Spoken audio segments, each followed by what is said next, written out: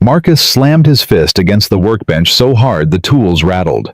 The photograph in his hand. His daughter's face, frozen in time, stared back at him. 5 years. 5 years since he buried her. And now this little girl, this stranger's child, stood in his garage holding a stuffed rabbit, looking at him like he was the answer to a prayer he never heard. "Please," she whispered. "Please be my dad." Marcus stepped back. His hands were shaking. He had spent 5 years building walls. But what happens when an 8-year-old finds the one crack you thought you'd sealed forever? Comment your city below. Let's see how far this story travels. The engine died 3 blocks from Marcus Reed's garage.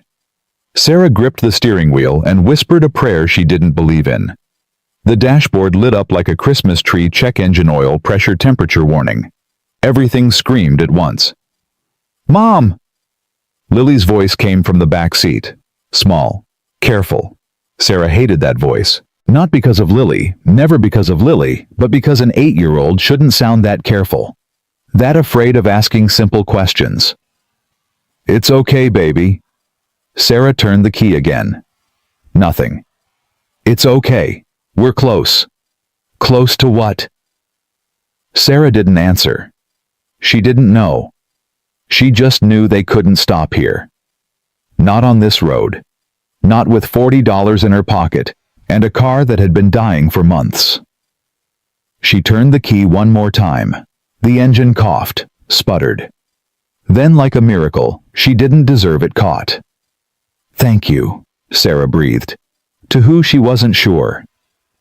She pressed the gas, gently nursing the sedan forward. In the rearview mirror, she saw Lily clutching that stuffed rabbit, the one she'd had since she was 3, the one with the missing ear and the faded button eye. Lily caught her looking. "I'm not scared," Lily said. Sarah's heart cracked a little. "I know, baby. I know you're not." Thud. Marcus heard the car before he saw it. 23 years as a mechanic had trained his ears. He could diagnose an engine from 50 feet away, knew the difference between a timing belt slip and a fuel injector clog just by the rhythm of the misfire. This one was bad. Real bad. He glanced at the clock. 6:47 p.m. 13 minutes past closing. His hand was already on the chain to pull down the garage door. The sedan rolled into view, moving like a wounded animal. Silver early 2000s rust eating the wheel wells. The driver was hunched forward, both hands white-knuckling the steering wheel. Marcus watched it approach. His fingers tightened on the chain. Not tonight, he thought. I'm done for tonight. He started pulling the door down. Then he saw the back seat. A little girl's face pressed against the window. Big eyes, brown hair, watching him. Marcus stopped. The chain hung loose in his hand. The door stayed half open. Don't, he told himself. Just close it. Go home. Eat dinner alone. Watch the news alone. Fall asleep in that chair alone like every other night.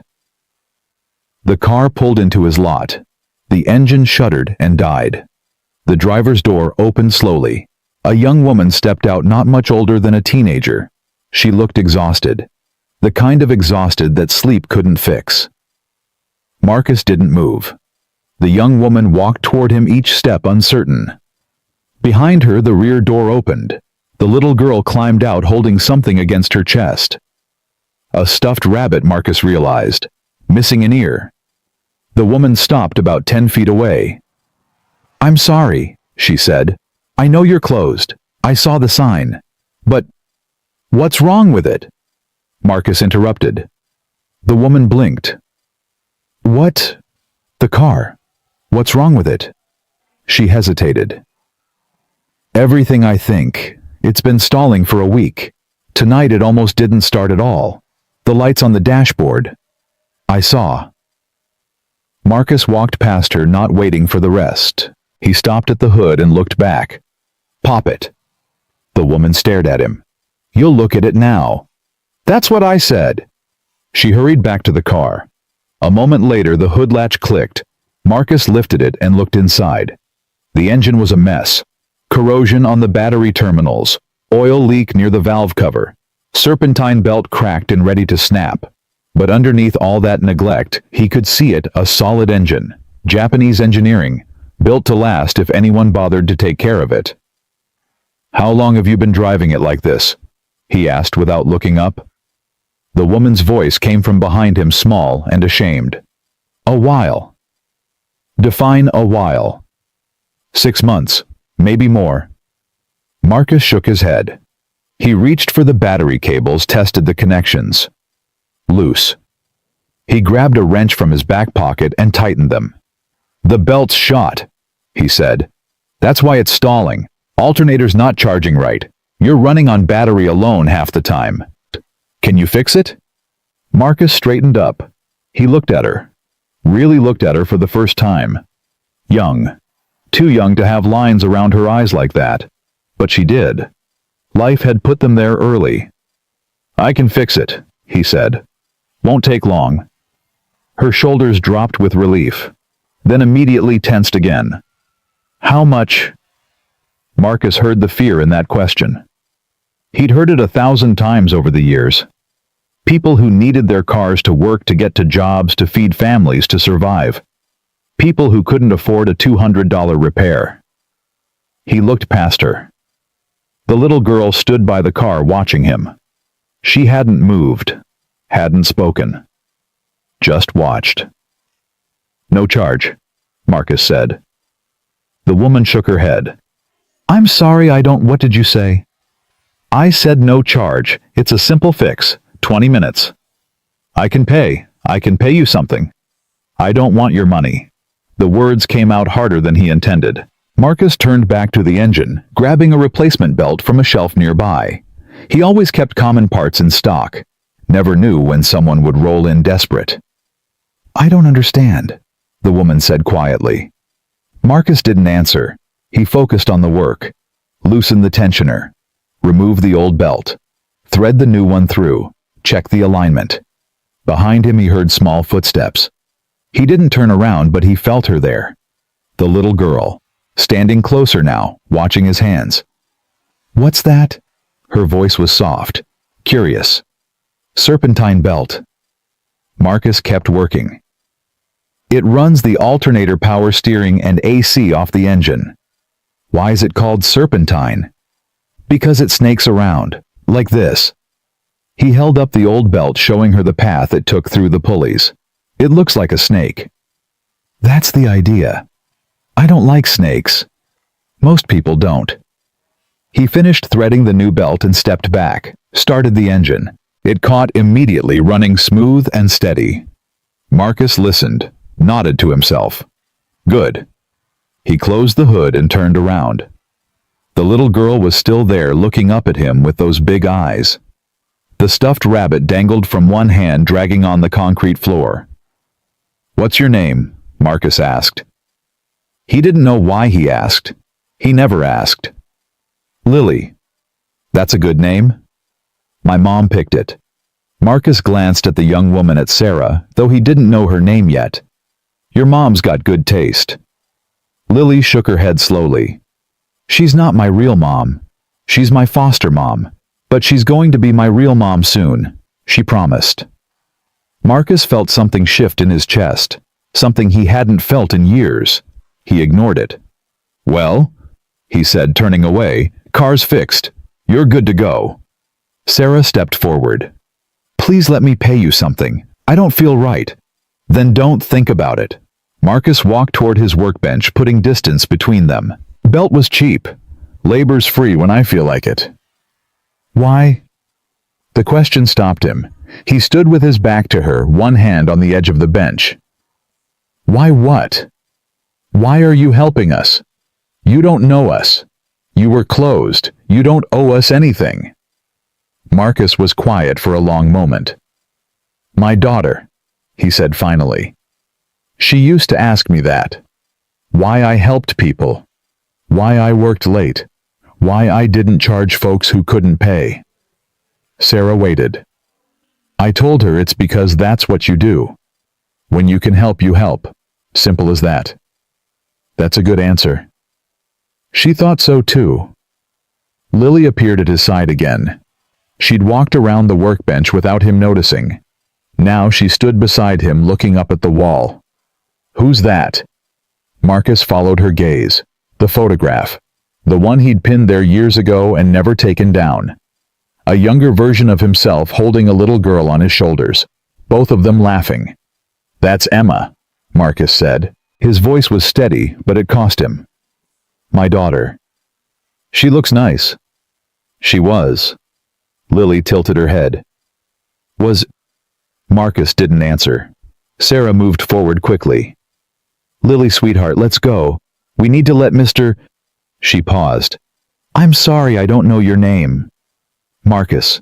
Marcus Reed. We need to let Mr. Reed close up. It's late." Lily didn't move. She was still looking at the photograph, her small face thoughtful. "She's in heaven," Lily said quietly. "Isn't she?" Marcus felt the words hit him like a punch. He gripped the edge of the workbench. "Lily." Sarah's voice was firm now. "We're going." "It's fine," Marcus said. His voice was rough.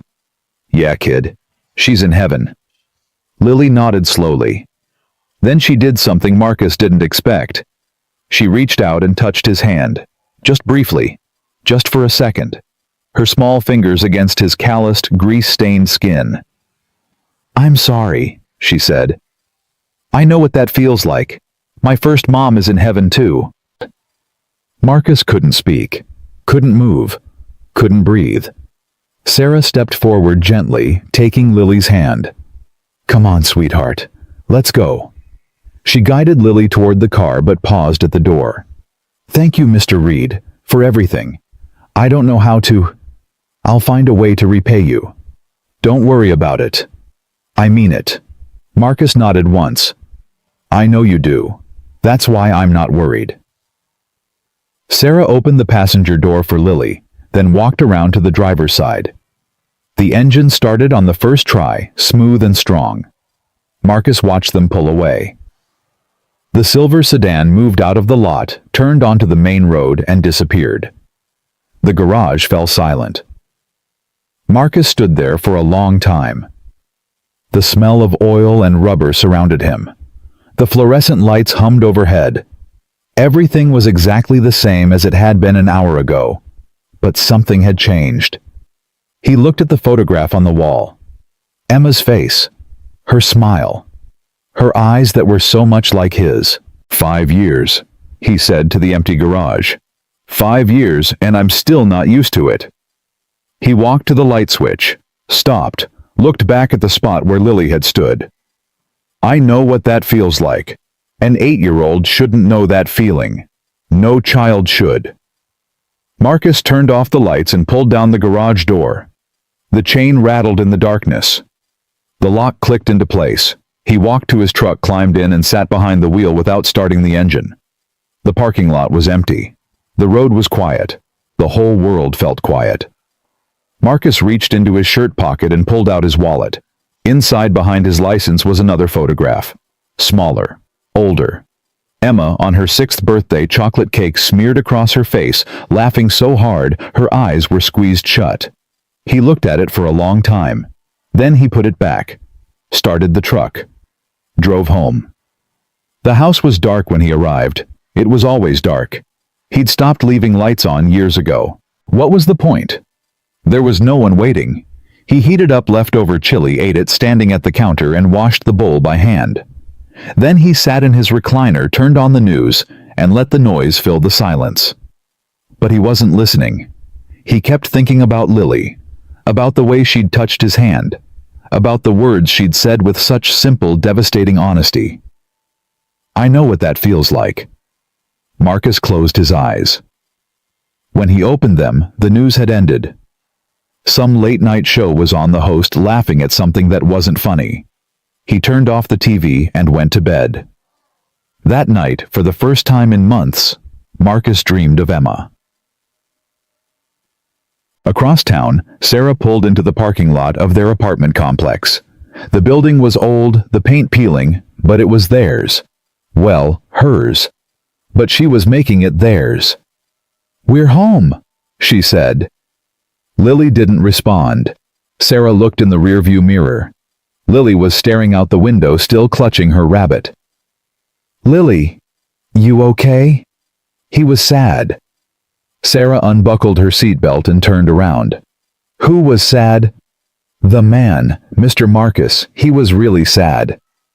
What makes you say that? Lily thought about it. His eyes. They looked like mine did, before you. Sarah felt her throat tighten. She reached back and took Lily's hand. Some people carry sadness for a long time, baby. It's not always something you can fix. But you fixed me. Oh, sweetheart. Sarah squeezed her hand. You weren't broken. You were just waiting for someone to see you. Lily looked down at her rabbit. She was quiet for a moment. I think he's waiting too, she said finally. I don't think anyone sees him anymore. Sarah didn't know what to say to that. They went inside, ate dinner, and watched cartoons until bedtime. Sarah tucked Lily in, kissed her forehead, and turned off the light. Sarah? Yeah, baby. Can we go back to the garage? Sarah leaned against the doorframe. Why do you want to go back? Lily hugged her rabbit tight. I don't know, I think he needs someone to talk to, someone who understands. Sarah was quiet for a long time. We'll see, she said finally. Good night, Lily. Good night, Mom. The word hung in the air. Mom and Sarah felt her heart swell. Lily had started calling her that 2 months ago, right after Sarah had told her about the adoption. She closed the door softly and walked to the kitchen. The apartment was small, cluttered with second-hand furniture and dollar store decorations. But it was safe. It was home. It was everything Sarah had fought for since she'd aged out of foster care at 18 and decided she would never let another kid feel as alone as she had. She sat at the tiny kitchen table and opened her laptop. Bills to pay. Assignments to finish. A life to build. But her mind kept drifting back to the garage. To the man with the sad eyes and the gentle hands. To the photograph on the wall and the pain in his voice when he'd said his daughter's name. Emma. Sarah didn't know why, but she felt like something important had happened tonight. Something that wasn't finished yet. She shook off the thought and focused on her work. Tomorrow was another day. Another fight. Another chance to prove that she could do this, that she could be the mother Lily deserved. But somewhere in the back of her mind, a small voice whispered, what if Lily's right? What if he needs someone too, wag? Marcus woke at 5 a.m., same as always. He showered, shaved, made coffee, drove to the garage. The routine hadn't changed in 5 years. Every morning the same steps. Every day the same work. Every night the same empty house. Routine was safety. Routine meant you didn't have to think, didn't have to feel. Just move forward 1 foot in front of the other until the day ended and you could start again. He unlocked the garage and turned on the lights.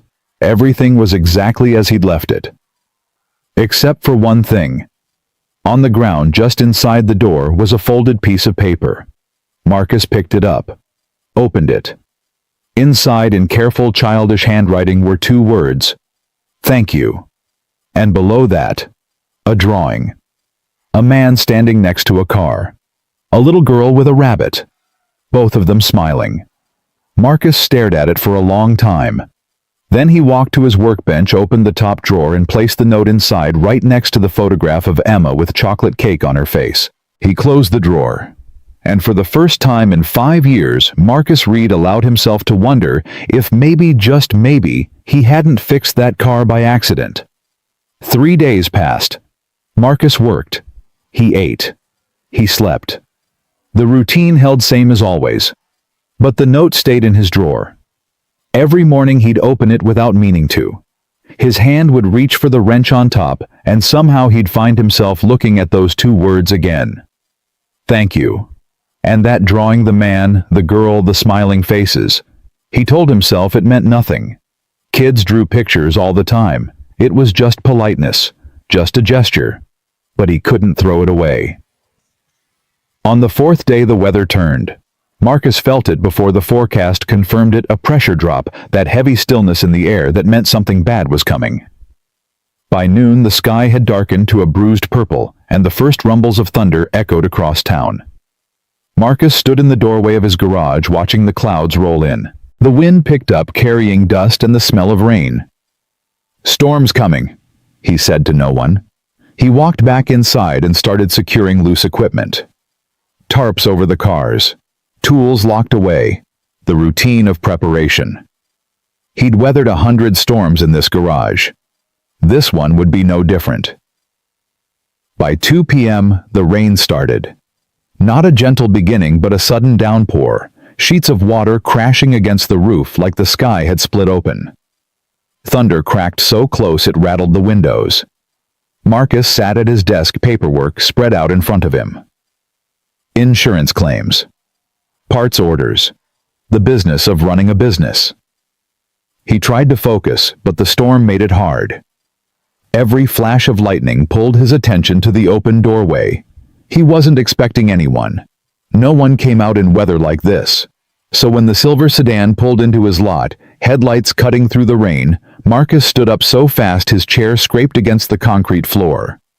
He knew that car. He'd fixed it 4 days ago. The sedan parked, crooked wipers slashing frantically against the windshield. For a moment, nothing happened. Then the driver's door opened, and Sarah stepped out into the downpour. She was soaked within seconds. She ran toward the garage, one arm raised against the rain, the other clutching something to her chest. "What are you doing here?" Marcus shouted over the thunder. Sarah ducked under the garage overhang, gasping. Water dripped from her hair, her clothes pooling on the concrete around her feet. "I'm sorry," she said, breathing hard. "I'm sorry, I know this is crazy, but... Where's Lily?" "In the car. She's fine. I needed to do this." She held out her hand. An envelope. Damp from the rain, but still intact. Marcus looked at it, but didn't take it. "What is that? Payment. For the repair. I told you no charge. And I told you I don't feel right about it."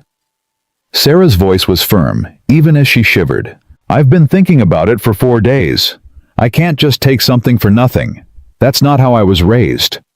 "You were raised in foster care." The words came out before Marcus could stop them. Sarah flinched. "Lily told you. She told me you're adopting her. She told me you're becoming her real mom. I put the rest together." Sarah lowered the envelope slowly. "So you understand. I've spent my whole life relying on other people's charity. Group homes, government checks, hand-me-downs. I swore when I turned 18 that I would never take anything I didn't earn. This isn't charity. Then what is it?" Marcus didn't have an answer. He looked past her at the sedan, still running, wipers still going. Through the rain-streaked windshield he could see Lily's face pressed against the glass, watching them. "Get her inside," he said. "Both of you.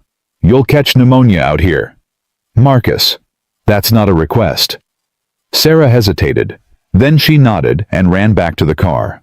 Marcus watched her open the back door, watched Lily climb out, clutching her rabbit, watched Sarah shield the little girl with her own body as they hurried toward the garage.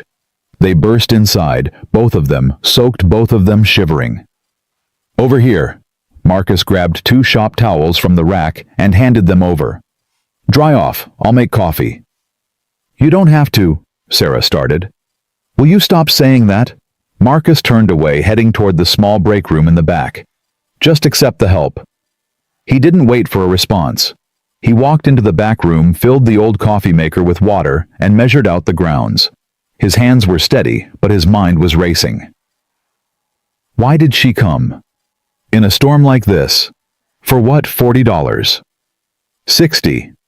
It didn't make sense. Unless it wasn't about the money at all. When the coffee started brewing, Marcus returned to the main garage. Sarah sat in one of the plastic chairs near his desk, toweling off her hair. Lily stood at the workbench examining his tools. "Don't touch anything sharp," Marcus said. Lily looked up at him. "I know, I'm just looking." "Looking at what?" "This one." She pointed at a torque wrench. What's it do? Marcus walked over and picked it up. It tightens bolts to a specific pressure. See this gauge here? It tells you when you've reached the right amount of force. Why does it matter how tight it is? Because too loose means the bolt falls out. Too tight means it strips or cracks. He set the wrench down. Everything has a right amount. Finding it is the whole job. Lily considered this. Like Goldilocks. Marcus almost smiled. Almost. Yeah, like Goldilocks. Sarah watched them from across the room.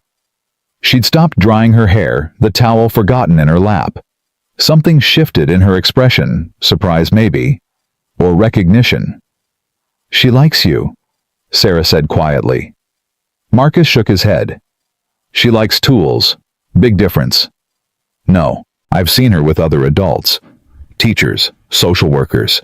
She's polite, but she keeps her distance. She doesn't ask questions, not like this.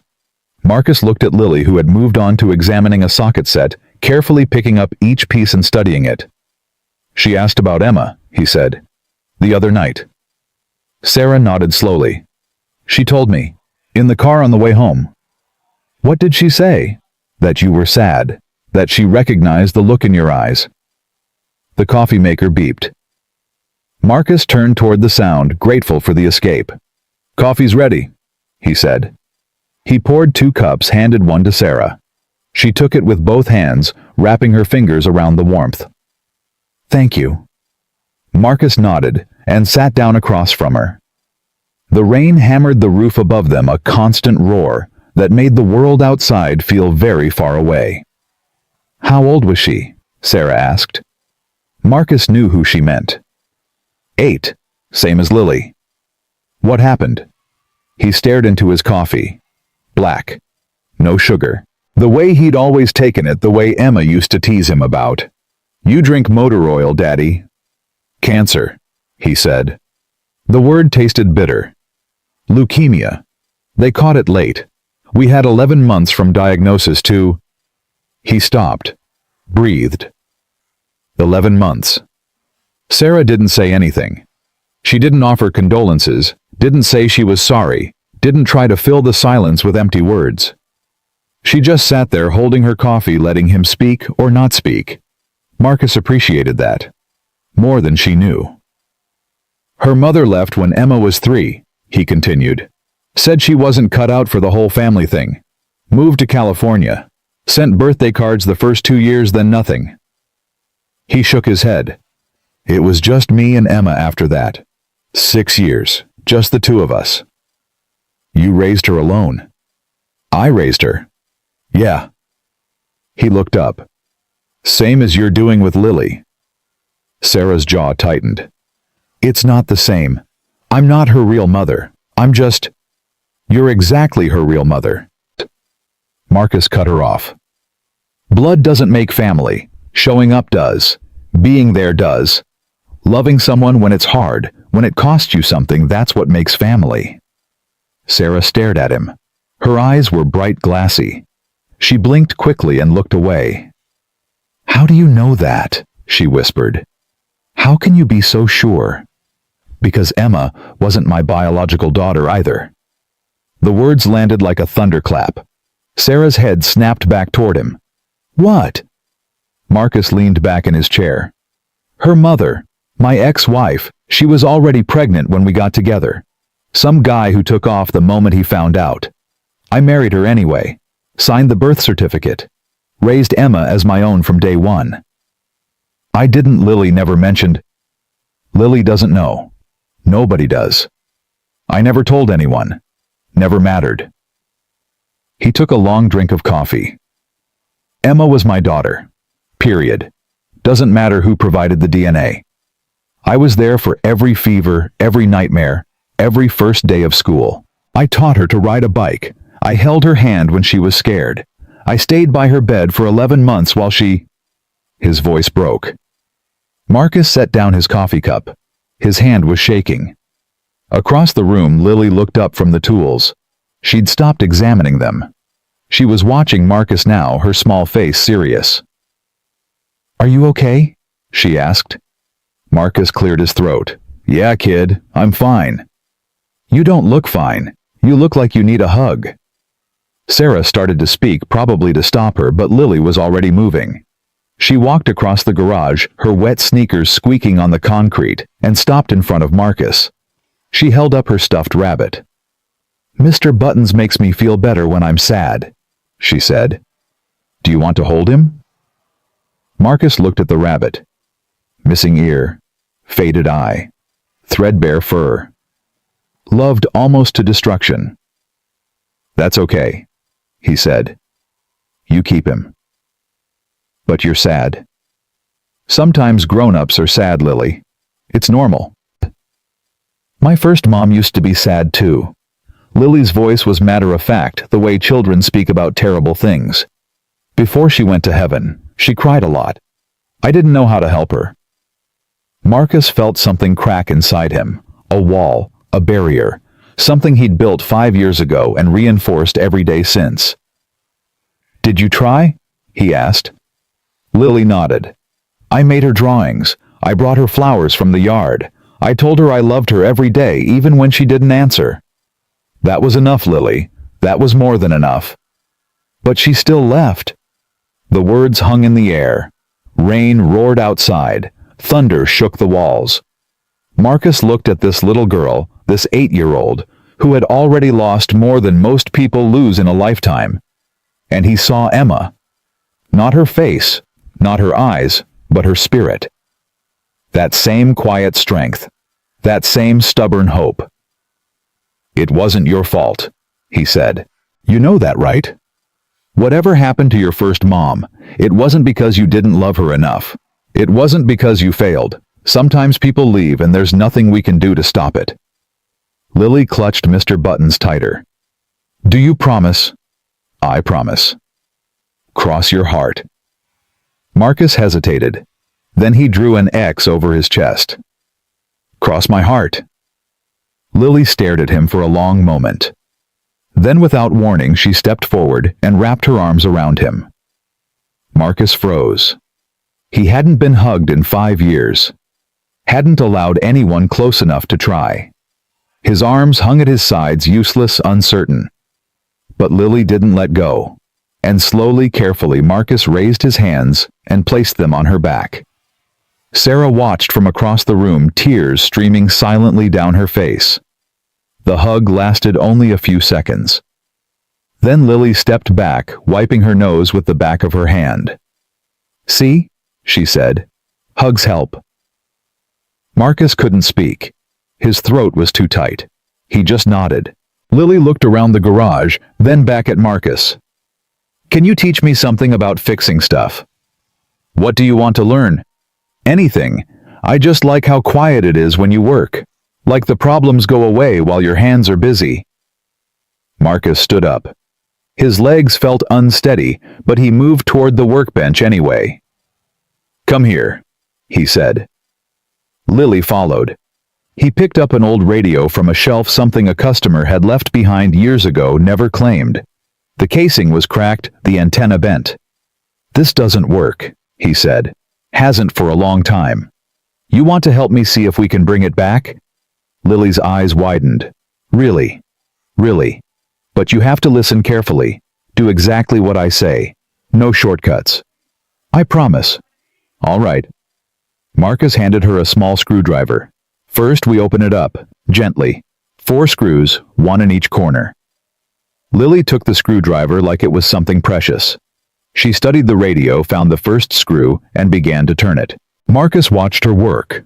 Her small hands were steady, careful, patient in a way most kids weren't.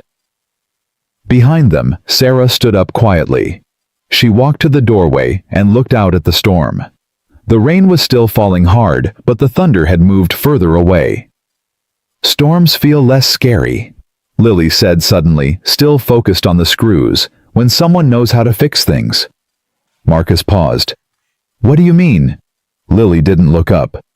When I was little, I used to hide under my bed during storms. My first mom didn't know what to do. She was scared too.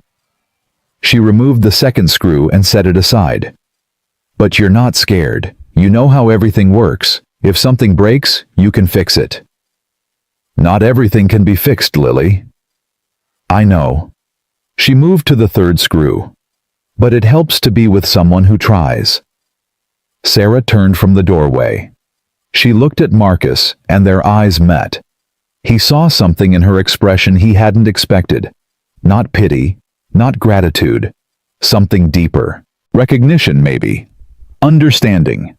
They were both broken, Marcus realized. All three of them were. But broken things didn't always stay broken. Sometimes they found each other. Sometimes they learned to fit together in new ways. The rain began to slow. Lily removed the fourth screw and carefully lifted the back panel of the radio. Inside, a tangle of wires and circuits waited. "What now?" she asked. Marcus leaned over her shoulder. "Now we look, we study, we find what's wrong." "How do we know what's wrong?" "We look for what doesn't belong. Corrosion, loose connections, burnt-out parts." He pointed at a small capacitor. "See that the top is bulging. That means it's blown. Can we replace it?" "We can try." For the next 30 minutes, Marcus taught Lily about circuits. He showed her how electricity flowed, how components worked together, how a single broken part could silence an entire system. She listened intently, asked questions, and remembered every answer. Sarah sat nearby, silent, watching. At some point, she stopped crying. At some point, she started smiling. When the rain finally stopped, the radio sat on the workbench reassembled. Marcus plugged it in. "Ready?" he asked. Lily nodded, bouncing slightly on her toes. Marcus turned the dial. Static. Then slowly, a voice broke through a country station, some old song about highways and heartbreak. Lily gasped. "It works? We fixed it?" "You fixed it," Marcus corrected. "I just supervised." "We fixed it together." Lily grinned up at him, a real full childlike grin. "Can I take it home?" Marcus glanced at Sarah. She shrugged. "If it's okay with him." "It's yours," Marcus said. "You earned it." Lily clutched the radio to her chest, then ran to Sarah. "Mom, look, I fixed it. I really fixed it." Sarah hugged her tight. "I saw baby. You were amazing." Marcus watched them. Mother and daughter. Not by blood, but by choice. By love. By showing up. Just like him and Emma. The thought didn't hurt as much as he expected. It still hurt. It would always hurt. But there was something else now. Something lighter. Sarah looked up at him over Lily's head. "Thank you," she said. "For what?" "For seeing her. Really seeing her." Sarah's voice wavered. "Most people look at Lily and see a foster kid, a case file, a problem to solve. But you saw her. From the very first night." Marcus shrugged, uncomfortable. "She's easy to see. She's a good kid." "She is. But that's not why." Sarah stood, keeping one hand on Lily's shoulder. "You saw her because you understand what it's like. To lose someone. To carry that with you every day. To keep going anyway." Marcus didn't respond. He didn't know how. Sarah picked up the envelope from where she'd dropped it earlier. She held it out again. "Please," she said. "Take it, not as payment for the repair, just as a thank you. For today. For teaching her. For being kind when you didn't have to be." Marcus looked at the envelope for a long moment, then he shook his head. "Keep it. Use it for her. Buy her something. Ice cream, a book, whatever she wants." "Marcus, I'm not negotiating." His voice was firm but warm. "You need that money more than I do. And if you really want to pay me back, then come back. Bring her back. Let her learn." Sarah blinked. "You mean that?" "I don't say things I don't mean." Lily tugged on Sarah's sleeve. "Can we, Mom? Can we come back?" Sarah looked at Marcus, then at Lily, then back at Marcus. "If it's okay with you," she said quietly. Wouldn't have offered if it wasn't. Something passed between them, an understanding unspoken but real. They weren't strangers anymore. They weren't mechanic and customer. They were something else. Something that didn't have a name yet. Sarah took Lily's hand and walked toward the car. The storm had passed, leaving puddles and the smell of fresh rain. At the door, Lily stopped. She turned back. "Marcus." "Yeah, kid. Thank you for not being scared of the storm." He almost smiled. "Storms pass, Lily. They always pass." She nodded slowly, like he'd said something important. Then she climbed into the car, clutching her rabbit in one hand and the repaired radio in the other. Sarah paused before getting in. She looked at Marcus one last time. "Same time next week?" she asked. Marcus nodded once. She smiled, just a small smile barely there, and got in the car. The silver sedan pulled out of the lot, tires splashing through puddles, and disappeared down the road. Marcus stood in the doorway of his garage, watching until he couldn't see them anymore. The air smelled clean, washed, new. He turned back inside, looked at the workbench where Lily had sat, and noticed she'd left something behind. A drawing. Folded once, tucked under a socket. He picked it up and opened it. 3 figures this time. A man. A woman. A little girl with a rabbit. All of them smiling. Marcus folded the paper carefully and placed it in his drawer right next to the first one. Then he sat down at his desk, looked at the empty garage, and realized something had changed. For 5 years he'd told himself he was fine. That routine was enough. That work filled the empty spaces. But it wasn't true.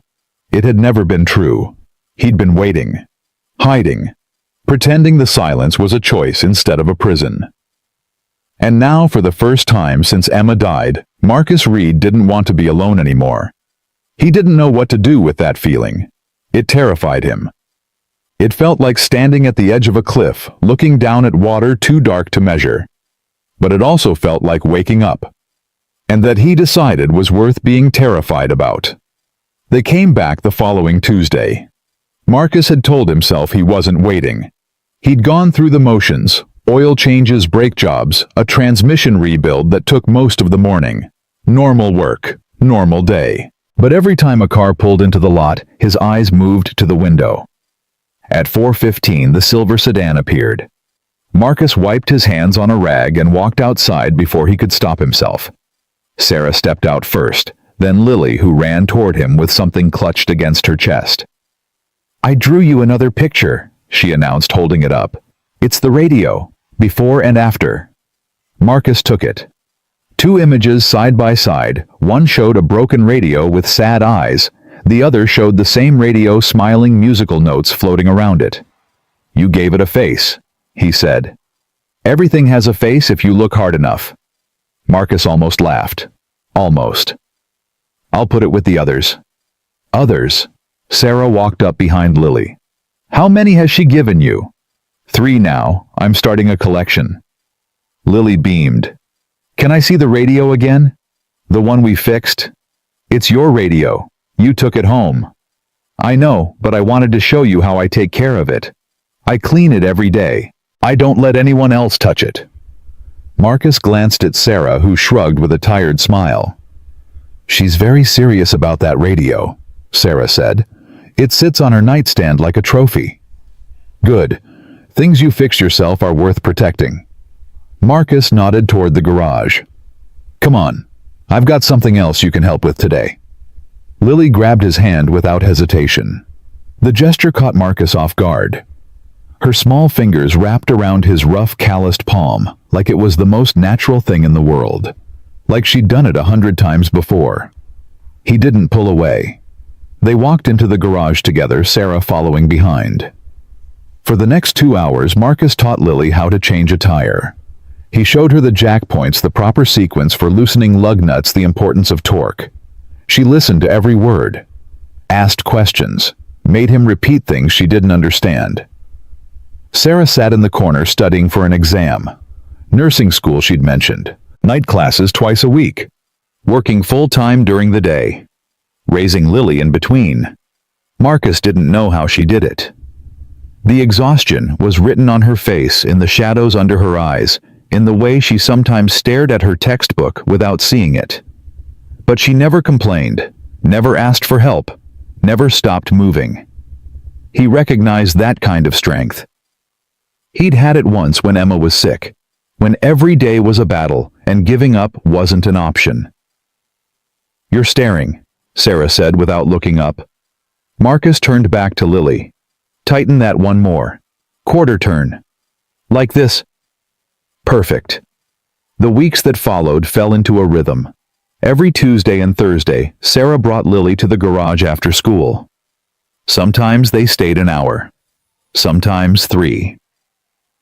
Marcus taught Lily about engines, about electricity, about the patience required to diagnose problems that didn't want to be found. In return, Lily taught Marcus how to laugh again. She told him jokes, terrible ones, the kind only children found funny. She showed him drawings of her teachers, her classmates, her dreams. She talked about the future like it was a real place full of possibilities. "I'm going to be a mechanic," she announced one evening, grease smeared across her cheek. "Like you." "Yeah. What about being an astronaut, a doctor? Mechanics are better. They fix things that are broken. That's important." Marcus handed her a clean rag. "Wipe your face. You look like a raccoon." Lily giggled and rubbed the grease around instead of off. "Do I look scary now?" "Terrifying." Sarah looked up from her textbook and smiled. It was a different smile than the one she'd worn that first night, less guarded, more real. "She's never this happy," Sarah said quietly when Lily wandered off to explore the parts shelf. "Not with anyone else. She's easy to be around." "That's not what I mean." Sarah closed her book. "I mean she trusts you. That doesn't happen. Not for her. Not after everything she's been through."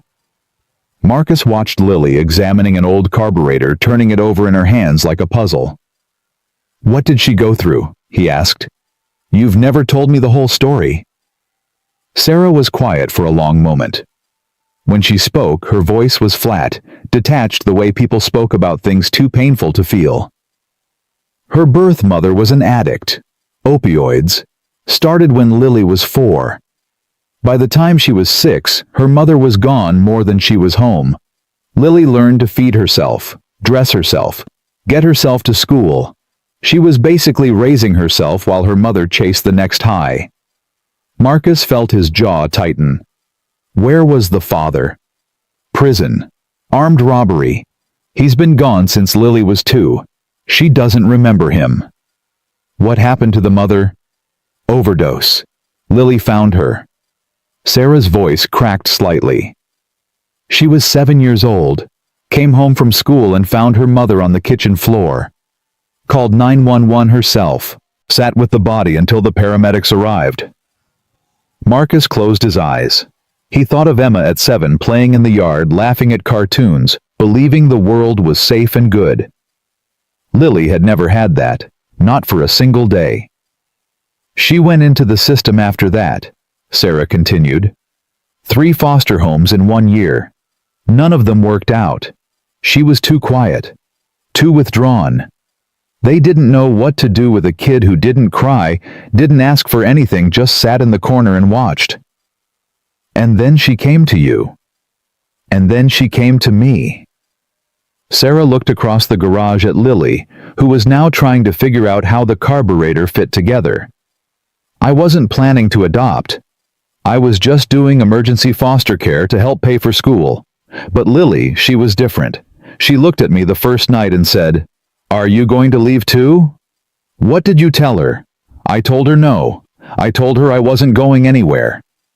Sarah's eyes glistened. That was 18 months ago. She's held me to that promise every single day. Marcus understood now. The careful way Lily spoke, the way she watched adults for signs they might disappear, the way she clung to things, her rabbit, her radio, her routines. She wasn't just a child who'd lost her mother. She was a child who'd learned that love was temporary, that people left, that trusting anyone was a risk she couldn't afford. And yet she'd trusted him. From the very first night when she'd touched his hand and told him she knew what sadness felt like. "Marcus," He looked at Sarah. "Thank you," she said, "for giving her this, for giving her you." Marcus didn't know what to say. He just nodded and went back to work. The weeks turned into a month. Then, 2. Marcus found himself looking forward to Tuesdays and Thursdays in a way he hadn't looked forward to anything in years. The garage felt different when Lily was there alive somehow. Full. He started keeping snacks in the break room. Juice boxes, crackers, things a kid would like. He told himself it was practical. She got hungry, that was all. But he knew the truth. He was building something. A routine, a connection. Something that felt dangerously close to family. One Thursday, Lily arrived with a school project. "It's a family tree," she explained, spreading the poster board across Marcus's desk. "I have to fill in all the branches." Marcus looked at the diagram. Mother, father, grandparents, siblings. "That's a lot of branches," he said. "I know. It's hard because I don't have a lot of people." Lily pointed to one box. "This is where Sarah goes. She's my mom now." "And here," Marcus pointed to the empty box beside it. Lily shrugged. "That's supposed to be for a dad, but I don't have one of those." Marcus felt something tighten in his chest. "What are you going to put there?" "I don't know. Maybe I'll just draw a question mark." She looked up at him. "Do you think that's okay? To have a question mark where a dad should be?" Marcus crouched down to her level. "I think," he said slowly, "that families don't always look like the pictures in books. Some families have 2 moms. Some have 2 dads. Some have grandparents or aunts or uncles instead. And some families are built from people who found each other. Like you and Emma." The question hit him like a punch. "Yeah?" he managed. "Like me and Emma?" Lily studied him with those old wise eyes. "Did Emma have a dad on her family tree?" "She had me." "But you said she wasn't your—" Lily stopped searching for the word. "Your biology." "Biological. And no, she wasn't. But I was still her dad. Because I chose to be." Lily considered this. "So dads can be chosen." "The best ones are." She looked back at her family tree at the empty box beside Sarah's name.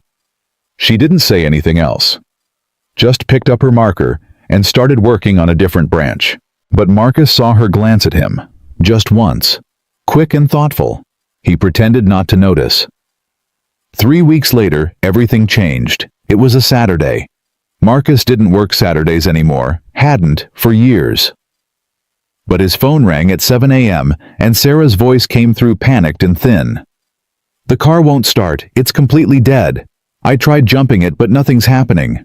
I have a shift in an hour and Lily's got a school thing and I don't know what to do. Where are you?" "Home, the apartment on Oak Street." "I'll be there in 15 minutes. Marcus hung up, grabbed his toolbox, and was in his truck before he'd finished his coffee. He drove through quiet morning streets, past closed shops and empty sidewalks, until he found the silver sedan parked outside a rundown apartment building. Sarah stood beside it, still in scrubs, her face tight with frustration. Lily sat on the curb holding Mr. Buttons. Marcus pulled up and got out. "Pop the hood." "I already tried everything." "Pop the hood." Sarah reached through the window and pulled the release. Marcus lifted the hood and looked inside. He saw the problem immediately. "Your starter's shot," he said. "The solenoid's fried. Jumping won't help." Sarah's face fell. "How much to fix it?" "Parts are maybe $60-70, but I can't fix it here. Car needs to go to the shop." "I don't have—" Sarah stopped herself, took a breath. "I don't have time for this. I can't miss work. They'll fire me." "I'll take you." "What?" Marcus closed the hood. "Get in the truck, both of you. I'll drop you at work, take Lily to her school thing, and tow the car back to my garage. I'll have it running by tonight." Sarah stared at him. "Marcus, I can't ask you to—" "You didn't ask. I offered. There's a difference." He looked at Lily, who was watching them with quiet attention. "Come on, kid. You're riding shotgun." Lily jumped up, a small smile breaking through her worry. "Really, really, get in." The drive to Sarah's hospital was mostly silent. Sarah sat in the middle, Lily by the window. Marcus focused on the road. When they pulled into the parking lot, Sarah hesitated before getting out.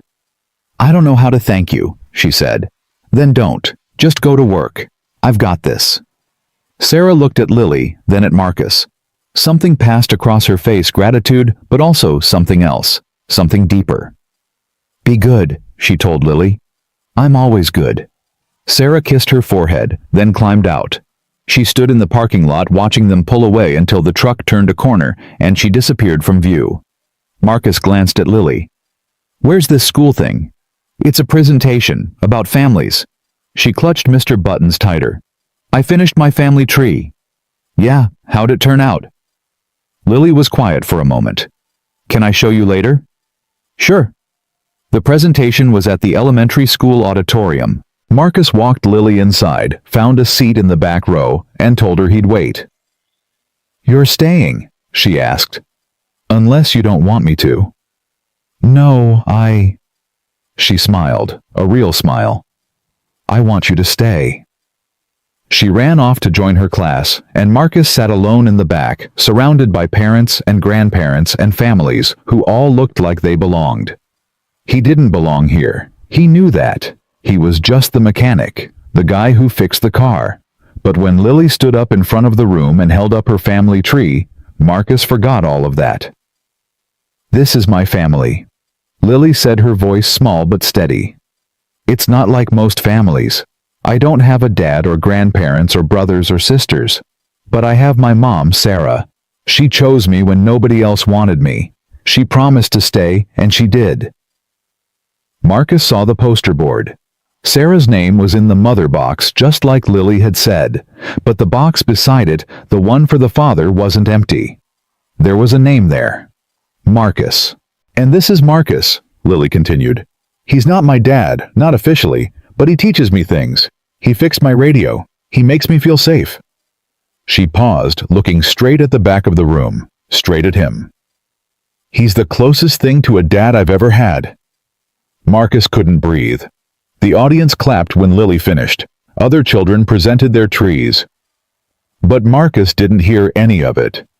He sat frozen, staring at the poster board Lily had left propped against the wall. His name. In the father box. When the presentation ended, Lily ran to him. "Did you see?" she asked breathlessly. "Did you see the tree?" Marcus knelt down so he was at her level. "I saw." "Are you mad?" "Why would I be mad?" "Because I put your name there. Without asking." Her voice got smaller. "I can change it if you want. I can put the question mark back." Marcus looked at this little girl, this brave, broken, beautiful little girl who had lost everything and still found the courage to hope. "Lily," he said softly, "I'm not mad." "You're not?" "No, I'm..." He struggled to find the word. "I'm honored." Lily's eyes widened. "Really? Really?" She threw her arms around his neck and held on tight. Marcus hugged her back, and for a moment, nothing else existed. Not the auditorium full of strangers, not the years of grief, not the walls he'd built so carefully. Just this. Just her. When she finally let go, Lily looked up at him with something new in her eyes. Something certain. "Marcus?" "Yeah, kid. Can I ask you something? Something important." "Anything." Lily took a deep breath. Her small hands found his, still rough from years of work, still stained with traces of grease. "She's my mom now," Lily said quietly. "Sarah, she's really my mom. And I was hoping..." She stopped. Her lip trembled. "What is it, Lily?" "Please," she whispered. "Please be my dad." The words hit Marcus like a wave. He felt his eyes burn, his throat close. 5 years of silence. 5 years of grief. 5 years of telling himself that family was over, that love was too dangerous, that the safest thing was to stay alone. And now this little girl stood before him, offering him everything he'd lost, everything he thought he'd never have again. "Lily, you don't have to say yes," she added quickly, tears spilling down her cheeks. "I know you had Emma. I know you're sad. But I don't have anyone, and you don't have anyone, and maybe we could be each other's someone. If you want." Marcus pulled her into his arms. He held her tighter than he'd held anything in 5 years, and let the tears come. "Yeah," he said, his voice breaking. "Yeah, Lily. I want." Lily sobbed against his chest, clutching his shirt with both hands. "Really?" she choked out. "Really? Cross my heart." They stayed like that for a long time, holding each other in the back of a school auditorium. Two broken people who had somehow found what they needed most. When they finally pulled apart, Lily wiped her face with her sleeve and smiled. "Does this mean I can call you Dad?" Marcus laughed, a real laugh, the kind he hadn't heard from himself in years. "Let's start with Marcus," he said. "We'll work our way up." Lily nodded seriously. "Okay, but I'm going to practice, in my head." "You do that." He took her hand, and together they walked out of the school into the morning sun. Marcus didn't know what came next. He didn't know how Sarah would react. He didn't know if this was crazy or beautiful, or both. But for the first time in 5 years, he didn't care about knowing. He just wanted to find out. The drive back to the garage was quiet. Lily sat in the passenger seat, her family tree poster rolled up on her lap, humming a song Marcus didn't recognize. She seemed lighter somehow, like a weight had been lifted. Like saying those words, "Please be my dad," had released something she'd been carrying for years. Marcus wished he felt the same. Instead, his hands gripped the steering wheel too tight. His mind raced through 1,000 thoughts, none of them landing. What had he done? What had he promised? He'd said yes to an 8-year-old girl in the back of a school auditorium, and now what? He didn't know how to be a father again. He'd barely survived being one the first time. When Emma died, something inside him had died too. He'd buried it along with her in that small plot at the edge of town where he never visited because visiting meant admitting she was really gone. And now Lily wanted him to resurrect it, to become something he'd sworn he'd never be again. "Marcus." He glanced at her. "Yeah. Are you okay? You look funny." "I'm fine, just thinking." "About what?" "About how I'm terrified. About how I don't know if I can do this. About how the last time I loved someone like this, it destroyed me." "About your car," he said instead. "Still need to fix it." "Oh." Lily nodded, accepting the lie. "Will it take long?" "Couple hours. Should have it done before your mom gets off work." Lily smiled at the word. Mom. Like it was still new and precious. Like she couldn't quite believe she got to say it. Marcus pulled into the garage lot and parked.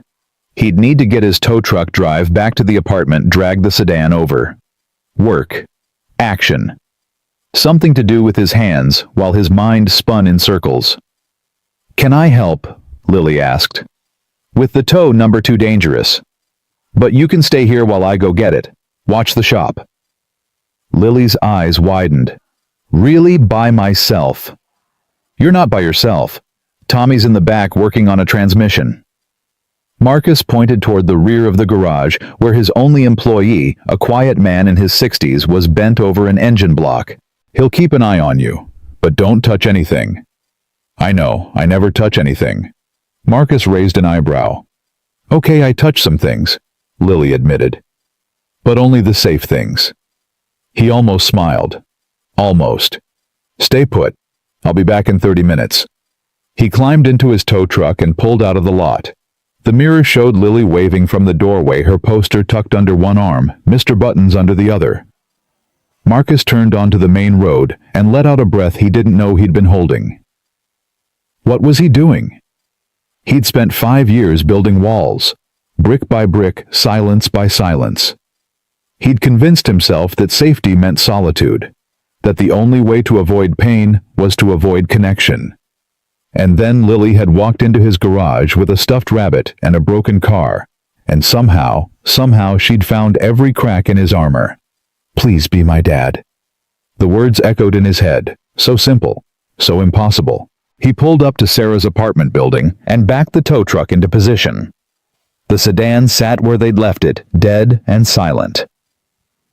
Marcus hooked it up mechanically, going through motions he'd done 1,000 times. But his mind was somewhere else. It was in a hospital room 5 years ago, holding Emma's hand while machines beeped and doctors spoke in quiet final tones. It was in a funeral home, picking out a casket that was too small, writing a eulogy that couldn't capture who she was. It was in an empty house surrounded by toys that would never be played with again, clothes that would never be worn. He couldn't do that again. He couldn't love someone and lose them. Not a second time. The drive back to the garage took longer than expected. Traffic. Construction. Marcus didn't mind. The extra time let him think. Let him build back the walls that Lily had torn down. By the time he pulled into the lot, he had a plan. He would fix the car. He would be polite. He would keep his distance. Whatever had happened at the school, whatever he'd promised, he would walk it back. Gently. Carefully. He would explain that he'd gotten caught up in the moment. That he cared about Lily, but caring and committing were different things. That he wasn't ready. Might never be ready. It would hurt her. He knew that. But it was better to hurt her now than to hurt her later. Better to disappoint her than to fail her. He got out of the truck and started unhooking the sedan. "Marcus!" Lily ran out of the garage, her face bright with excitement. "Tommy let me help. I handed him tools and he showed me how the transmission works. Did you know there are like 100 pieces inside? I know. And they all have to fit perfectly or the whole thing breaks. It's like a puzzle, but metal." "That's right." Lily noticed the sedan. "Is that Mom's car?" "Yep, going to fix it now." "Can I watch?" Marcus hesitated. His plan required distance. Distance didn't include letting her watch. But she was looking at him with those eyes, those hopeful, trusting eyes, and he couldn't say no. "Fine, but stay back, and don't talk too much. I need to concentrate." "I'll be quiet, I promise." She wasn't quiet. She asked questions every 5 minutes. "What's that part? Why is it broken? How do you know where everything goes?" Marcus answered each one despite himself, despite his plan. Tommy left at 4, tipping his hat to Lily like she was a regular. "See you Thursday, Miss Lily." "See you, Tommy." The garage fell quiet after that. Just Marcus and Lily and the rhythm of tools against metal. Marcus. Did you mean it? What you said at school?" He stopped working. His hand froze on the wrench. "Lily. Because I know sometimes grown-ups say things they don't mean. To make kids feel better." Her voice was small now, uncertain. "My first mom used to do that. She'd promise things but then forget. Or change her mind." Marcus set down the wrench. He turned to face her. She sat on an overturned bucket, Mr. Buttons in her lap, watching him with an expression that was far too old for 8 years. "I need to tell you something," he said. Lily nodded slowly, bracing herself. "When I said yes today, when I told you I wanted to be your—" He couldn't finish the word. "I meant it. In that moment I meant it. But I'm scared, Lily. I'm scared because the last time I loved someone like that, I lost her. And losing her almost killed me." Lily was quiet for a moment. "You mean Emma?" "I mean Emma. Do you think you'll lose me too?" The question hit him like a punch. "I don't know. I don't know anything. That's the problem." Lily stood up from the bucket. She walked over to him slowly, carefully, like approaching a wounded animal. "My first mom was scared too," she said. "That's why she took the pills. She told me once that the world was too hard, and she didn't know how to live in it." Marcus felt his throat tighten. "But you're different," Lily continued. "You're not scared of the hard things. You fix them. You taught me that." "Cars are different than people, Lily." "Are they?" She tilted her head. "Tommy told me something today. He said you saved his life. He said he was really sick a long time ago, and you gave him a job when nobody else would. You helped him when you didn't have to." Marcus remembered, 10 years ago. Tommy had come in looking like death warmed over, fresh out of rehab, no references, no hope. Marcus had hired him on the spot. Didn't know why at the time. Just felt right. "That's different," Marcus said. "How?" He didn't have an answer. Lily reached out and took his hand. Her small fingers curled around his grimy from the day's work. "You don't have to be perfect," she said. "You just have to try. That's what Sarah tells me. She says being a family isn't about never messing up. It's about staying even when things get hard." Marcus looked down at their hands, his scarred, calloused, stained with years of labor. Hers, small, soft, still new to the world. "What if I hurt you?" he asked. "What if I try and fail, and make everything worse? Then we fix it." Lily shrugged like it was obvious. "That's what you do. You fix things." Marcus felt something break inside him. Not a wall this time. Something else. Something harder. Pride, maybe. Or fear. Or the stubborn belief that he could protect himself by staying alone. "Lily, I'm not asking you to be perfect," she said again. "I'm just asking you to stay." The words hung in the air between them. Stay. Such a simple word. Such an impossible thing. Marcus had spent 5 years running. Not physically, his body stayed in the same town, the same garage, the same routine. But his heart had fled the day Emma died, and never come back. Now this little girl was asking him to stop running, to plant his feet, to risk everything again. "Okay," he heard himself say. Lily's eyes widened. "Okay. Okay. I'll try. I can't promise I won't mess up. I can't promise I won't get scared. But I'll try." Lily launched herself at him, wrapping her arms around his waist, squeezing tight. Marcus hugged her back. And this time, he didn't hesitate. This time, his arms knew exactly where to go. They stayed like that until the sound of a car engine broke the silence. Marcus looked up. The silver sedan. Sarah's sedan was still on the lift. So this was someone else. A taxi pulled into the lot. The door opened and Sarah stepped out. She was still in her scrubs, her hair pulled back, exhaustion written on her face. But when she saw Lily hugging Marcus, she stopped. "What's going on?"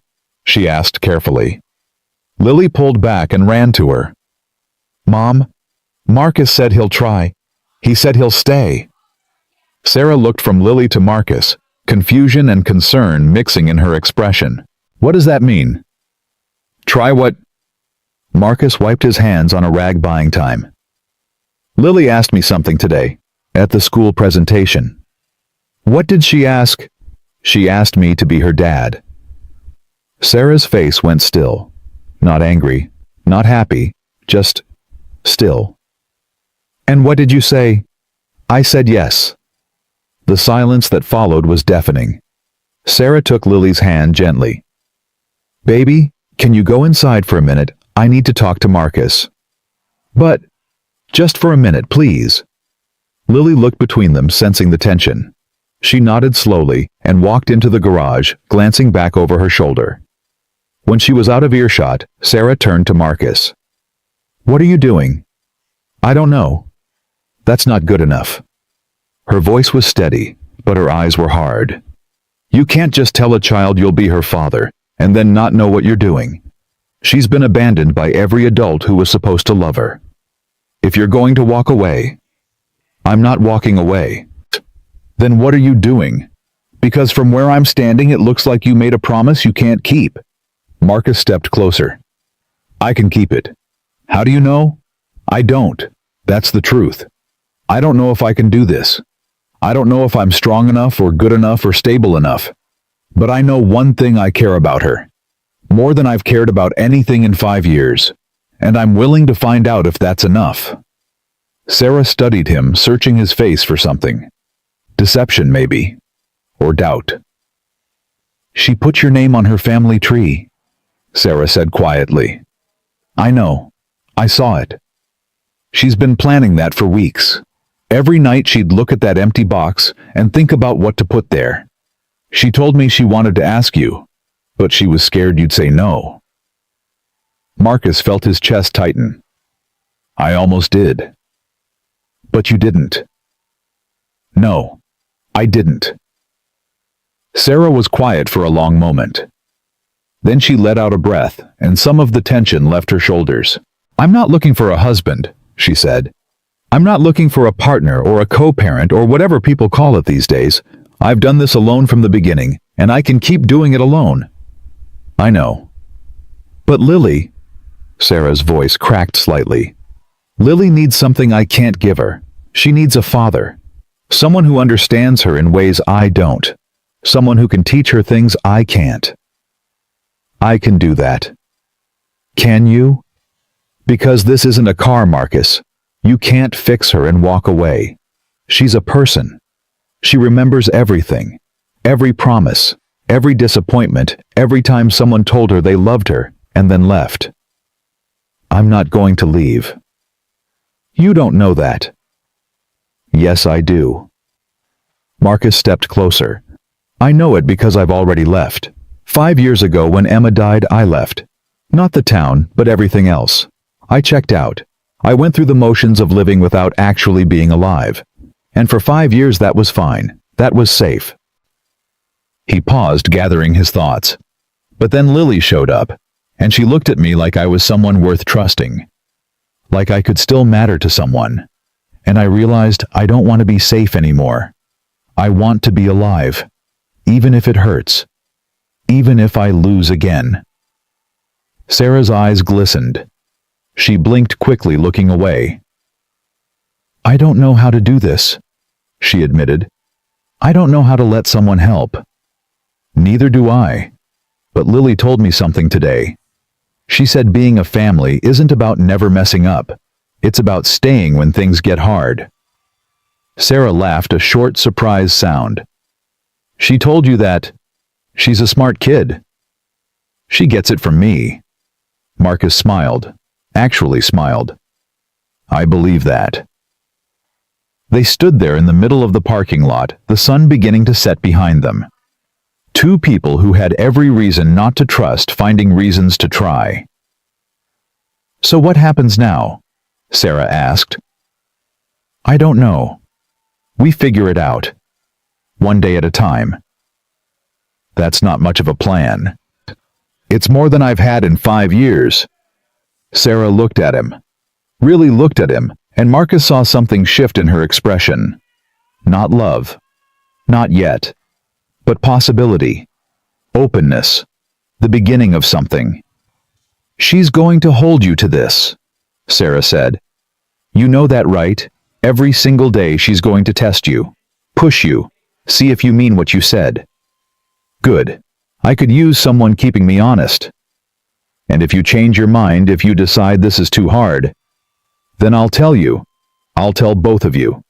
No disappearing, no excuses. Marcus met her eyes. I've had enough of running. Sarah nodded slowly. Okay. Okay. Okay. We'll try. All three of us. But if you hurt her, I know. You'll kill me. I was going to say I'll never forgive you, but yes, the killing thing too. Marcus almost laughed. Almost. Sarah turned toward the garage. Lily, you can come out now. The door burst open and Lily came running, Mr. Buttons bouncing under her arm. She stopped halfway between them, looking back and forth. Is everything okay? She asked carefully. Are you mad? Sarah knelt down to Lily's level. I'm not mad, baby. I was just surprised. But we talked about it and we're going to try. All three of us, together. Lily's face lit up. Really? You mean Marcus can be... We're going to take it slow. Sarah interrupted gently. One step at a time, no rushing. But yes, Marcus is going to be part of our family, if that's what you want. It's what I want. Lily looked at Marcus. It's what I've always wanted. Marcus felt something warm spread through his chest, something he barely recognized anymore. Hope. Come here, kid, he said. Lily ran to him, and he lifted her up, holding her against his chest. She wrapped her arms around his neck and held on tight. Thank you, she whispered. Thank you for staying. Marcus closed his eyes. Thank you for asking. Over Lily's shoulder, he saw Sarah watching them. Her expression was soft, now unguarded. She wiped her eyes quickly, pretending she wasn't crying. Marcus reached out his free hand. Sarah hesitated, then she took it. The three of them stood there connected as the sun dipped below the horizon and the sky turned gold. They weren't a family yet, not officially, not legally. They were just three broken people who had somehow found each other in a world that had given them every reason to stop looking. But they had chosen to try. And sometimes Marcus realized that was enough. For the first time in 5 years, he didn't feel alone. He didn't feel afraid. He felt like maybe the best part of his life wasn't behind him. Maybe it was just beginning. That night, after Sarah and Lily left in the repaired sedan, Marcus sat alone in his garage. The lights were off. The silence was complete. But this time, the silence didn't feel heavy. It felt peaceful, full. He opened the drawer of his workbench and looked at the collection inside. The notes from Lily, the drawings, the photograph of Emma. He picked up Emma's picture and held it for a long time. I found someone, he said quietly. Someone who needs me. Someone I think you would have loved. The picture didn't answer. It never did. But Marcus could have sworn he felt something, a warmth, a presence, a whisper of approval. I'm going to try Em. For her.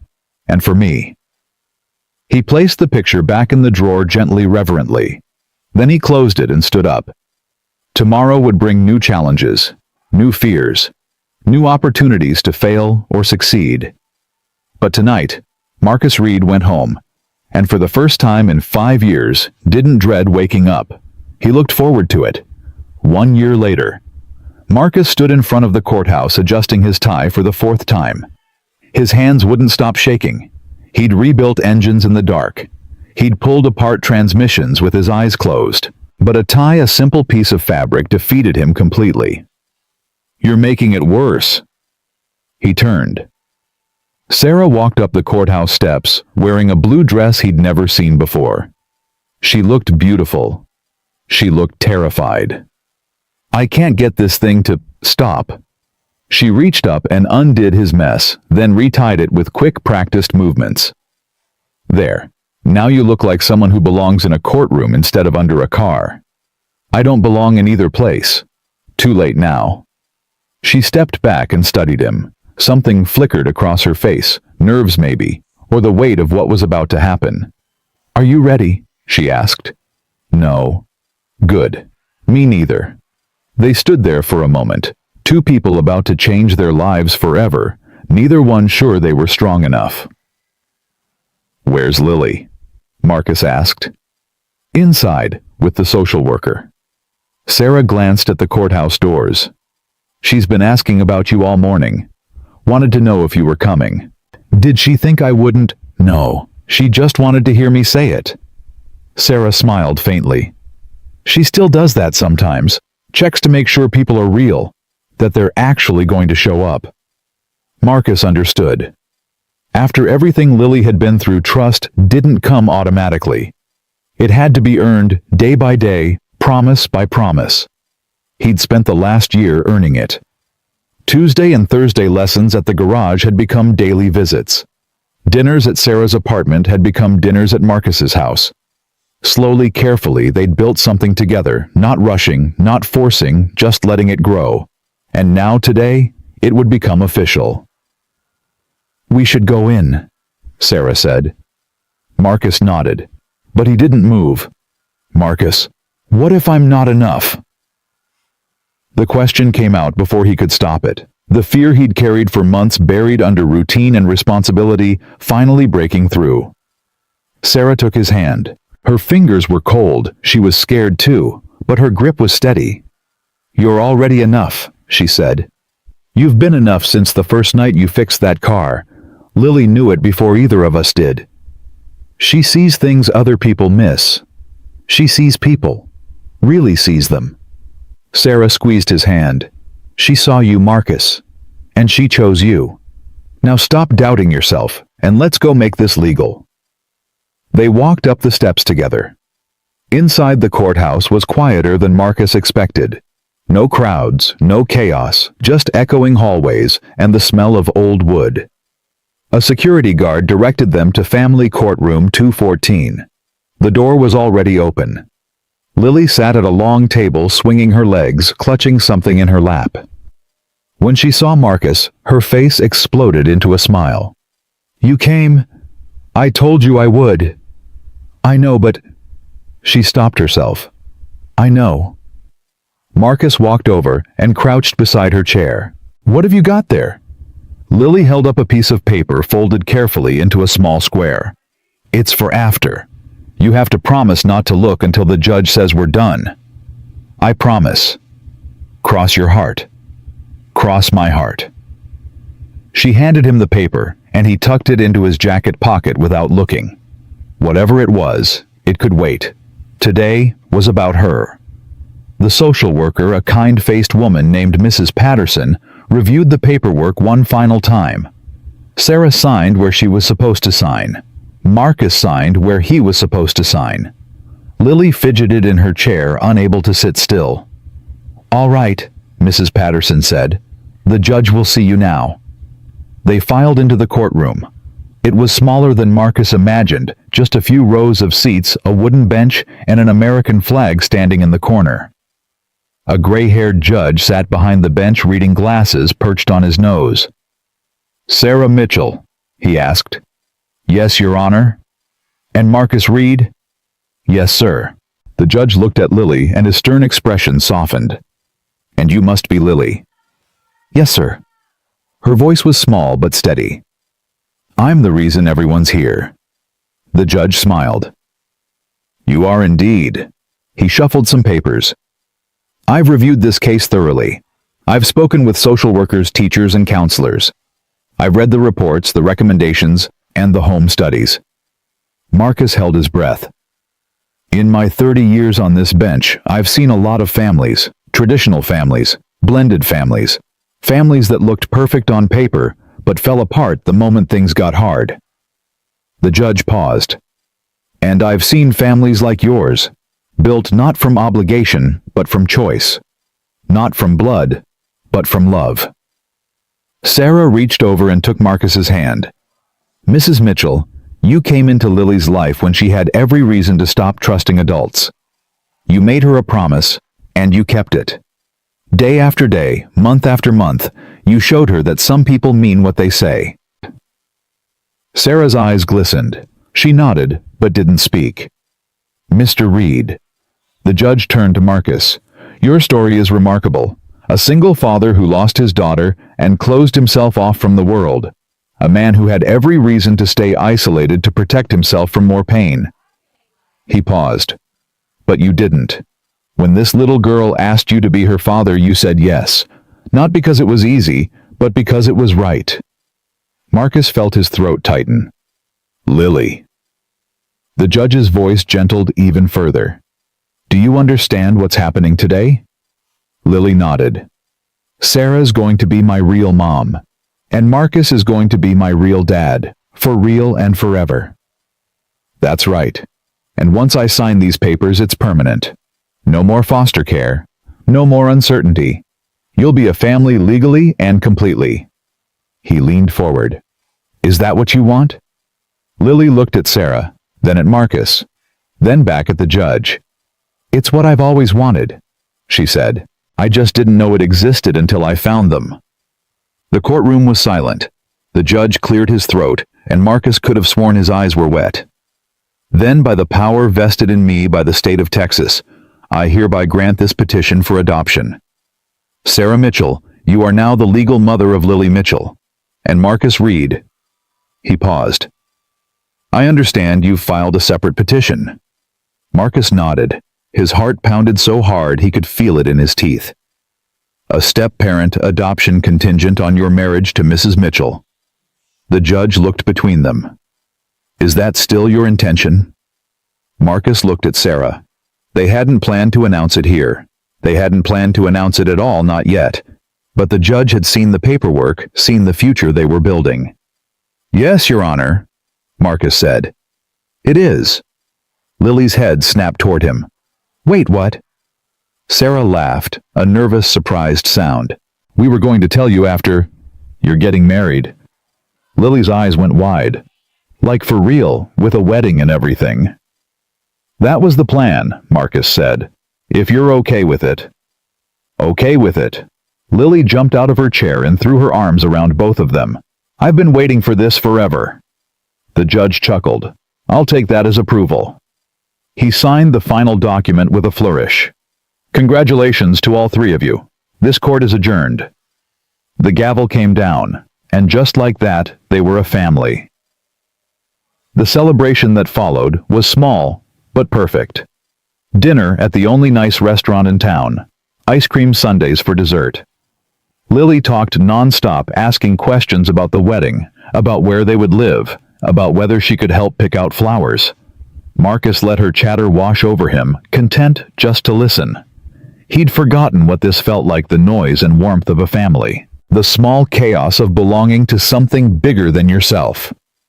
After dinner, they drove back to Marcus's house.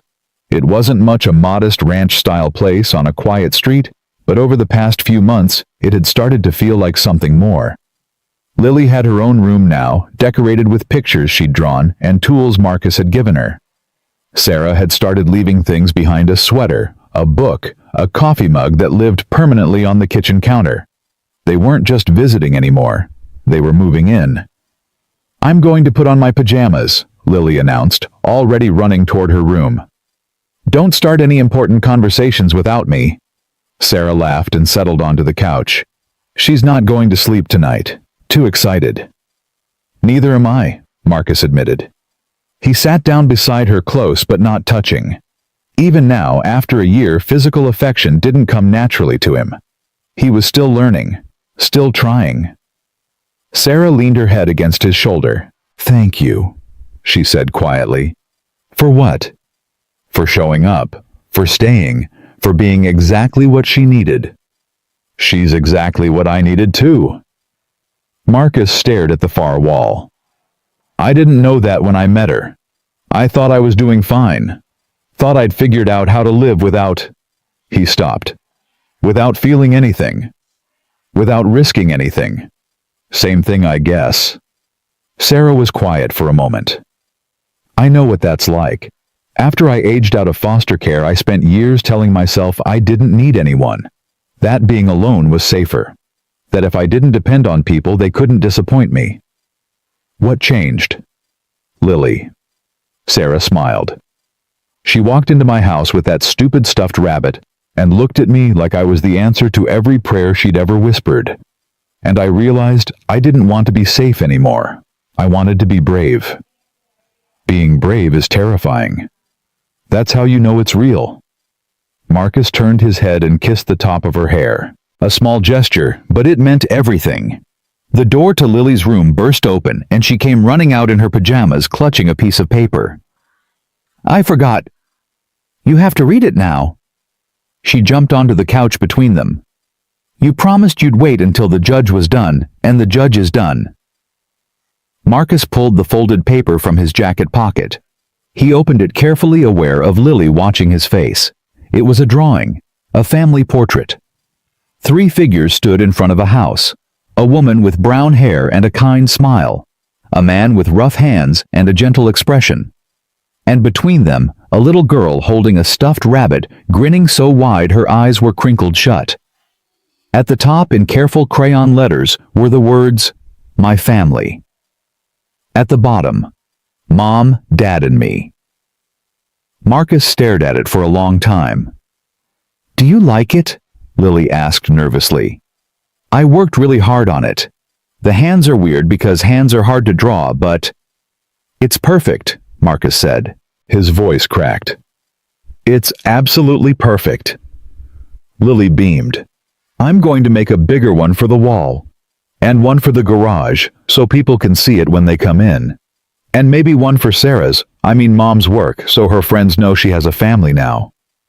"I think that's a wonderful idea," Sarah said. Marcus looked at the drawing again. "Mom, Dad, and me.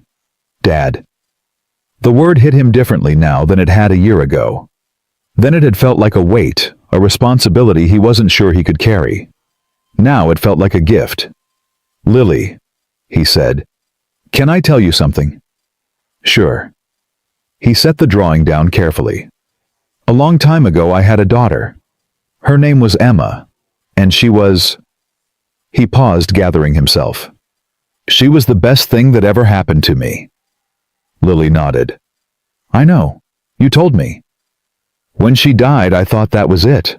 I thought I'd used up all my chances at being happy, that I'd never have a family again." He looked at her. "But then you showed up, with your broken car, and your stuffed rabbit, and your questions about everything." "I ask a lot of questions," Lily admitted. "You do, and every single one of them reminded me that I wasn't dead yet, that I could still feel things, still care about things." He reached out and took her hand. "You saved me, Lily. I know you think I saved you, but the truth is you saved me first." Lily's eyes filled with tears. She didn't cry often, she'd learned to hold things in to protect herself, but now finally the tears came. "I didn't mean to save you," she whispered. "I just wanted a dad." "Well, you got one, and I'm not going anywhere, ever, no matter what." Lily threw her arms around his neck, sobbing into his shoulder. Marcus held her tight, his own eyes burning, and felt Sarah's hand on his back, steady, warm, present. They stayed like that for a long time. Later, after Lily had finally fallen asleep, Marcus stood in the doorway of her room and watched her breathe. Mr. Buttons was tucked under her arm, threadbare and beloved. The radio, the one they'd fixed together that first day, sat on her nightstand, still working. Sarah appeared beside him. "She's going to remember this day forever," she said. "So am I." They walked back to the living room. The house was quiet, but it wasn't empty anymore. It hummed with something, life maybe. Hope. The feeling of a future that actually existed. Marcus sat down on the couch and pulled out his wallet. He opened it to the photograph of Emma, the one he'd carried for 5 years through every dark night and lonely morning. Sarah sat beside him. "Is that her?" "Yeah, that's Emma." Sarah studied the photo. "She looks happy." She was. She was always happy, even when— His voice caught. "Even at the end. She smiled more than anyone I've ever known." Sarah was quiet, letting him have the moment. "I used to talk to her," Marcus admitted. "After she died. I'd sit in the garage at night and tell her about my day, ask her for advice. I know it sounds crazy." "It doesn't sound crazy." It felt crazy, like I was holding on to something I should have let go. He turned the photo over in his hands. "But I couldn't. She was all I had left. And now—" Marcus looked at Sarah. Really looked at her. "Now I have more. And I think—" He paused. "I think she'd want that. Emma, I mean. She'd want me to be happy, to have a family again." "You do have a family." "I know." He smiled, small but real. It took me a while to believe it. Sarah leaned against him, and they sat in silence, watching the shadows move across the walls as the night deepened. 3 months later, they were married. It was a small ceremony, just a handful of people in the backyard of Marcus's house. Tommy stood as best man, looking uncomfortable in a borrowed suit. Mrs. Patterson came, dabbing her eyes through the whole thing. A few neighbors, a few friends from Sarah's nursing program. Lily was the flower girl. She walked down the makeshift aisle with absolute seriousness, scattering petals from a basket like she was performing surgery. When she reached the front, she turned to face the guests and announced, "You can all sit down now. The important people are here." Everyone laughed. Marcus felt his heart swell. The vows were simple. No poetry, no grand gestures. Just two people promising to show up for each other day after day for the rest of their lives. "I spent a long time being afraid," Sarah said, holding Marcus's hands. "Afraid to trust, afraid to hope. But you taught me that hope isn't about knowing everything will be okay. It's about deciding to try anyway." Marcus struggled to find words. Public speaking wasn't his strength. But he tried. "I'm not good at this," he started. "Talking, I mean. I'm better with my hands. With fixing things." He paused. "But you don't need fixing. Neither does Lily. You're both—" His voice cracked. "You're both perfect. And I'm going to spend the rest of my life trying to be worthy of you." The officiant pronounced them married. Marcus kissed Sarah while Lily cheered loud enough to wake the neighbors. That night, after the guests had gone and Lily had finally crashed from exhaustion, Marcus stood alone on his back porch, looking up at the stars. He thought about the journey that had led him here. The grief, the isolation, the silver sedan that had rolled into his garage on a random Tuesday, carrying two strangers who would change his life. He thought about Emma, about the years they'd had together, too few, but precious. About the way she used to laugh, the way she'd climb into his lap and demand stories, the way she'd fallen asleep in his arms on her last night, peaceful and unafraid. He thought about Lily, about her courage, her curiosity, her stubborn insistence that broken things could be fixed, about the way she'd looked at him from the very beginning, like she knew something he didn't. He thought about Sarah, about her strength, her sacrifice, her willingness to build a family from scratch with nothing but determination and love. 3 people, 3 broken stories, 1 improbable ending. The back door opened, and small footsteps padded across the porch. "Lily, you should be asleep." "I know, I just wanted to check." "Check what?" She stood beside him, looking up at the same stars. "That you're still here." "I'm still here." "Promise. Promise. Cross my heart." Lily nodded, satisfied. Then she slipped her hand into his small fingers against calloused palm and stood with him in the darkness. "Marcus." "Yeah, kid. Can I call you Dad now for real?" He'd been waiting for her to ask. Not pushing, not suggesting, just waiting until she was ready. "Yeah," he said. "You can call me Dad." Lily smiled, and in that smile, Marcus saw everything. The past, the present, the future. The pain and the healing. The loss and the love. "Okay, Dad," she said. "Good night." "Good night, Lily." She ran back inside, leaving him alone with the stars. Marcus stayed on the porch for a long time, breathing in the cool night air. He thought about all the years he'd wasted being afraid. All the walls he'd built to keep people out. All the silence he'd surrounded himself with, thinking it was protection. It wasn't protection. It was a prison. And Lily had set him free. He walked back inside, turned off the lights, and climbed into bed beside Sarah. She stirred, reaching for him in her sleep, and he pulled her close. "Everything okay?" she murmured. "Everything's perfect." She settled against him, her breathing evening out as she drifted back to sleep.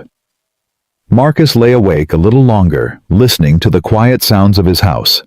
Sarah beside him, Lily down the hall, a family whole and real. 5 years ago he had buried his daughter and decided that love was too dangerous, that the safest path was through life alone. He had been wrong. Love wasn't dangerous. Love was the point. The risk wasn't in losing people, it was in never letting them in at all. Marcus closed his eyes. He didn't know what tomorrow would bring. He didn't know what challenges waited, what struggles lay ahead. Life didn't offer guarantees, it never had. But he knew one thing with absolute certainty. He wasn't alone anymore. And that made all the difference. The little girl who'd asked him to be her dad had given him something he thought he'd lost forever, a reason to wake up, a reason to hope, a reason to believe that broken things could be made whole again. Family wasn't blood. Family wasn't obligation. Family was a choice you made every single day, with every word, every action, every moment you decided to stay. Marcus Reed had made his choice. And he would make it again tomorrow, and the day after, and every day for the rest of his life. Because that's what fathers do. They stay.